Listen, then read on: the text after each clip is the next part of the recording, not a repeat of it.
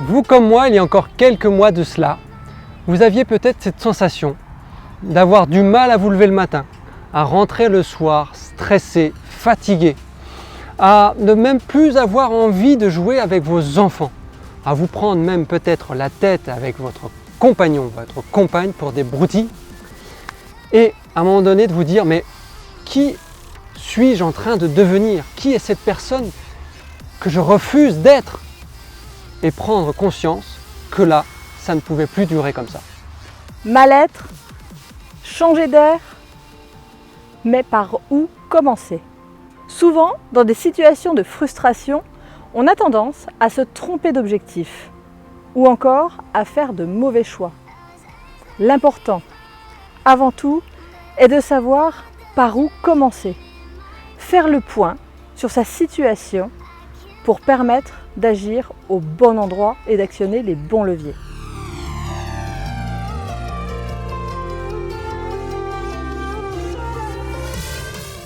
Alors, faire le point sur sa situation, facile à dire, mais comment faire? Pour commencer, il faut rappeler que nous portons tous plusieurs casquettes. Vous savez, parents, conjoints, collaborateurs, entrepreneurs, responsabilités dans des associations peut-être, et j'en passe. Nous avons tous différentes sphères de vie dans lesquelles nous évoluons.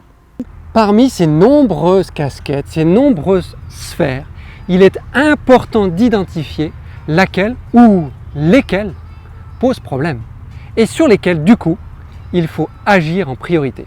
En effet, il est fréquent que le stress exprimé auprès de nos proches à la maison trouve sa source dans notre travail ou encore dans notre situation financière ou même nos soucis de santé. En fait, prenez conscience de ça. Toutes nos casquettes, toutes nos sphères de vie qui nous constituent sont interconnectées.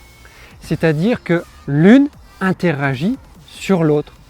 Un problème sur l'une peut du coup diffuser, avoir des conséquences sur l'autre. Première étape, identifier vos sphères de vie.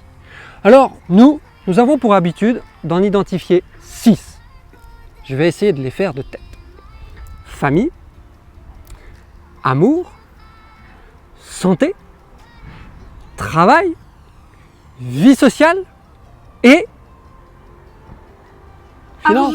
Finance. Oui, tu l'avais. Alors maintenant que vous avez vos sphères, ces 6-là ou d'autres que vous pouvez également ajouter, vous allez pour chacune de ces sphères vous attribuer une note allant de 1 à 10.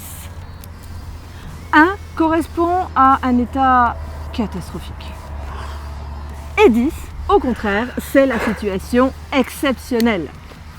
Maintenant, à vous de jouer.